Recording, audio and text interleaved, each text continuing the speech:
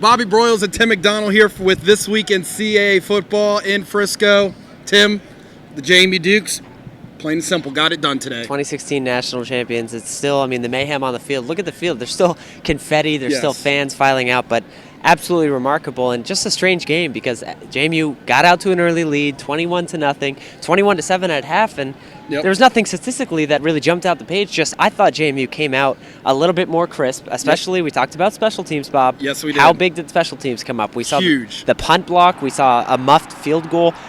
Really, that lead just. The JMU defense, we talked about them coming in, about how they've played in the postseason. This was arguably one of their best games. Only allowed 21 rushing yards. Just absolutely phenomenal as a team to do that to Youngstown State. I thought the whole game, the tempo and the momentum flowed through that James Madison defense. Absolutely, and they have been the story throughout the playoffs. We talked to one of their captains, Gage Steel, afterwards. This is what he had to say to us. Gage Steel, you just won the 2016 national championship as a senior. What's running through your head at this exact moment? It's a surreal feeling. This is something that every athlete dreams about, being a national champion. And to go out, my senior year as one, it's the perfect story. We've been through a lot as a team, been fighting real hard for everything, went through a lot of adversity. And to come here and do the job, I'm more than happy with everybody. And I just love my team. I love my team, man. The type of playoff run that you guys had, the defense, we knew the offense could bring it in the postseason. What else can you say about your teammates on defense? As the leader of that unit, how you have to be the most proud guy on the field. I am, for sure. Just seeing the defense grow, throughout the year. We were working out kinks, making sure everybody trusted in each other. I think you've seen the final product. Everybody just believed in each other, played for one another. It's a truly a family, just effort. And it's amazing to see that we did well. As a team, we did amazing, and just kept fighting. So I love my team, like I said, and I'm happy. And Tim, of course, we've talked about it throughout the postseason. It has been about JMU's defense. It's really kind of interesting how this team has really come together, how balanced they became later in the year. We were focused on the offense throughout the whole regular season, while this defense quietly got better every single game. It's just a complete team effort, too, a unit, a swarming to the ball, really suffocating Youngstown State. We didn't think that Youngstown State would come in and throw 48 pass attempts, but that's what they had to do because JMU shut down the run game, too. Yes. Bryan Schor, the year that he's had, today's game is probably statistically one of his worst games. Yeah. He was 7 of 12 for 121, which isn't bad in any sense. It just goes to show you that once JMU built that lead and the offense got the points on the board, all the defense had to do, like we said, keep playing within itself, keep playing like it has the whole postseason.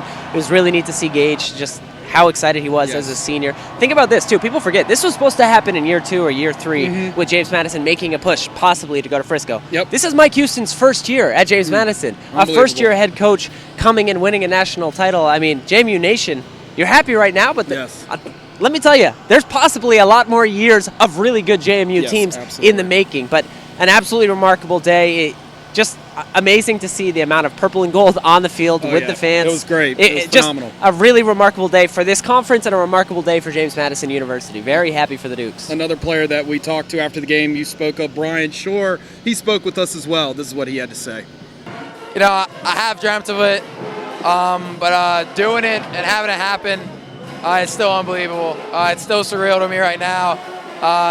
The moment it probably hit me the most is a hug of my mom and dad, and just knowing that all the work that we put into this is really paying off for us. I know a lot of people have asked, what is it about Coach Houston? A different head coach, first-year head coach.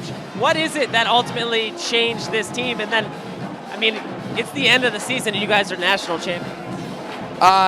It's a straight credit, right, to Coach Houston. He's a remarkable man. When he came in and took charge of our team, we probably had some division in the locker room, and everything that Coach Houston has said to us since day one, you knew that it was true. And everything that he talks about, he's a man of an integrity, and everything that he says is something he means. And so having that guy lead our team is really what's brought us here. JMU Dukes go on and win 28-14 over Youngstown State. That was Bryan Schor, quarterback of the Dukes. And Tim, of course, Khalid Abdullah named the MVP of the game. MVP of the game. 2 touchdowns, a little over 100 yards, but for him to go out like that too, let's not forget this was his final collegiate game. For him to show up like that for the Dukes, most outstanding. I'm sure he said he could have played better, joking after the game, but still an amazing performance and a heck of a season. Also, let's not forget, Khalid Abdullah is now the all-time single-season rushing leader at James Madison. Congratulations! I mean, to him, phenomenal day, only capped by that, and just like we said, it's just remarkable to sit here and think about. In the preseason, we talk about which CAA teams can compete for a national title. Yep. The whole season, and now, you know what? It's finally over. It's 2017 already, and we're here in Frisco, and a CAA team in James Madison has won a national championship. Nothing sweeter than that. And I think it's remarkable when you talk about the seniors like Khalid Abdullah. I mean, you have to mention that Khalid Abdullah, Gage Steel, some of those guys, they won a national title, first-year head coach, under their third head coach in their collegiate career. That has to speak volume to those seniors. Absolutely does. And you talk about the work, and we asked Bryan Schor, we've asked a lot of players in the week, what is the difference? How do you have a first-year coach and reach this stage? And they just said, when he came in, he kind of said to us, when he says something, he means it. It's not just coach talk. He says that he thinks they were good enough, and I think the team really bought into that. And it showed early on, and it showed throughout.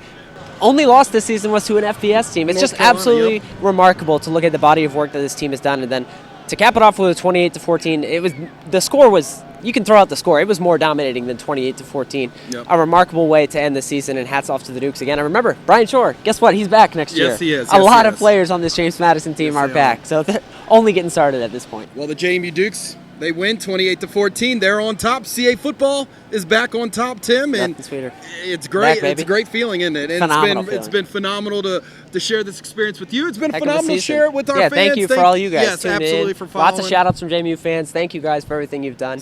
Plenty more to come. Don't worry. Just because this recap is going up, we're going to get videos. We'll see the post game presser. A lot more to come throughout the days. But again, Bob, it was a fun season. Thanks for hanging in there with me. Absolutely. Yeah, like you said, we're not done yet. We'll be in studio next week to wrap up the season, talk about the impact of JMU and CAA football being back on top in our studio show next week. I'm sure you'll be very happy to talk about that a lot. Can't wait. So make sure to stay with CAAfootball.com for continuing coverage.